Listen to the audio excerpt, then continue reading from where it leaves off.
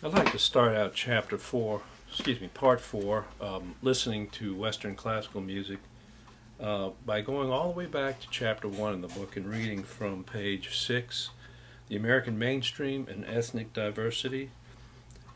The primary factor in the development of America's cultural mainstream was the predominance of English-speaking settlers in North America in the 17th and 18th century.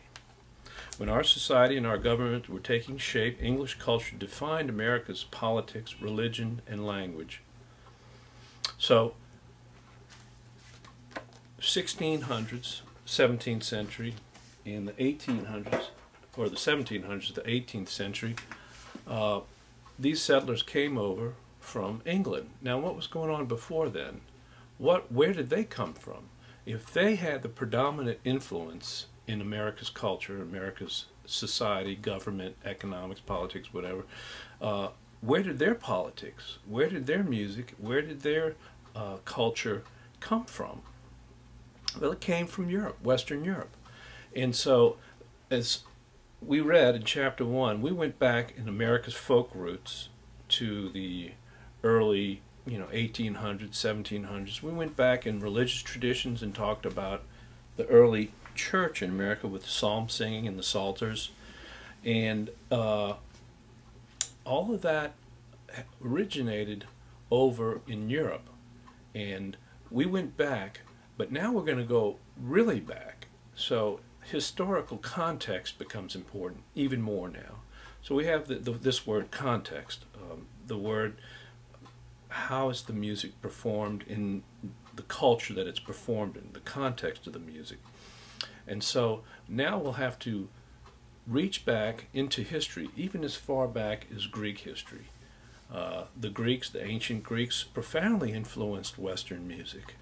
Words like chorus, orchestra, organ, many melody, harmony, rhythm, all those words came from the Greeks and their understanding of music. We don't know what Greek music sounds like. Well, we have no record of it. All we can do is read what Pythagoras, Ptolemy, and Plato and Aristotle wrote. And they wrote a lot about music. Music was important to the Greeks. Another important thing, I want you to think about Moses. Who was Moses? We all know Moses was part of the Old Testament and part of the Jewish tradition, the Bible. That's also a very important aspect of Western classical music, Western history, because of the Christian church. What was the original Christian church? The original Christian church formed into the Roman Catholic Church. And the Roman Catholic Church was around for centuries before a split occurred during the Reformation. The Reformation occurred with Martin Luther in the early part of the 16th century, about 1517. And so, to get back to this image of Moses in the desert, and God asked him to build a tabernacle. This whole idea of building a structure, a man-made structure to set off, to set apart, to sanctify the secular world, everything in the secular world, away from the sacred, the time with God, this time that we share in church, in the tabernacle. This is the time to be and to worship and to sanctify ourselves to the Lord, to God. And so these early Jewish synagogues back at the time of Jesus had a ritual or a order of worship whereby could have been in a house or in a temple or in a synagogue where you get together and you set apart that time and place, and everything else is put out, and then you consecrate that time to the Lord. And it's important to know that that's what the Catholic Church Mass was all about. You start out, and you can go to a church now, and any church will have a program, and they have the prelude music, and then they have the benediction, and then they have the Apostle Creed, or a lot of the traditional services will have an order of worship. Then you read the scripture, then you have the collection, then you sing a praise hymn or a hymn, and then you have the sermon, and then you have the benediction at the end. There's an order of worship, and that's all that the Catholic Church established during the Middle Ages. Now, here we summarize the Greeks. The Greeks were very important theoretically in their ideas about music, in their words, their vocabulary, their science of acoustics, how they understood how sound was produced, and their theory according to the Greek modes, the scales that the Catholic Church eventually adopted for their purposes, and the Jewish synagogues. Those are two important elements of roots that led to the establishment of the Roman Catholic Church service known as the Mass, the Catholic Mass. Now, let's change the subject a little bit and broaden our topic. I want to show you that we have Western European art music. That's the same as we're talking about art music that's not music for dancing or music for really for entertainment purposes. It has become that, but at first it was its roots were in the Catholic Church, and we've over time people have seen these time periods, these practices and these styles, historical styles, and these periods that have been grouped together.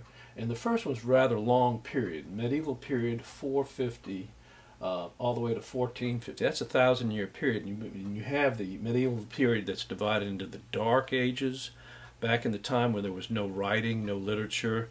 The Catholic Church barely survived in the monasteries and the cathedrals across Europe. There was a very barbaric time. And then the High Middle Ages, which was a more there were universities, more civilized. The Catholic Church was able to establish itself in many places, in many cities, and cities began to be built. Paris, France, Lyon, Rome, places, London, in England, across Europe, big cities, in Spain. You had universities at Compostela. And then you have the Renaissance, 1450 to 1600. The Baroque period comes 1600 to 1750. The Classical period is when we really start hearing concert music, Mozart, Haydn, and Beethoven, then on into the Romantic period, which encompasses the Industrial Revolution, and then the 20th century, which is the century that we just get through with.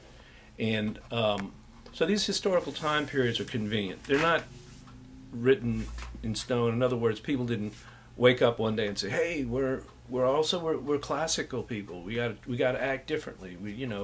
But they did, after a while, act differently because music mirrors society, and society evolves. It changes over time. Now, the book talks about women, and I'd like to draw your attention to the page that begins part 4. And after we talk about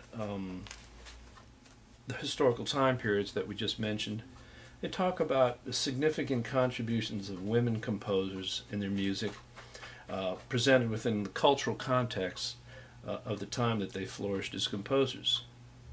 And there were a few well-known women composers, but for the most all, women were paid for the musical artistry and creativity, and not equally with men, and they were denied many opportunities. And really, this is still an ongoing story. The many years I've taught this class, I have focused on men. That's because composers like Beethoven, Mozart, and Bach, and Brahms, and then if you go even further back, Palestrina and Josquin, into the Renaissance, women were not well known. But we will mention some of them because they were every bit as good. They just weren't recognized during their time. And as I said, it's an ongoing story. They're still not as recognized, but you can see in the pop field that women are equal, if not surpassing men. But in the classical field, with serious composing and serious music making, women are starting to make headway. And so I do want to put this up here, we talked about the Catholic Church for those that 1,000 year, the medieval period, and you can see, hopefully that'll be something that you can see, that musical aesthetics and styles. Aesthetics is just a word meaning what's appreciated, what's valued, what's beautiful, what's important in music.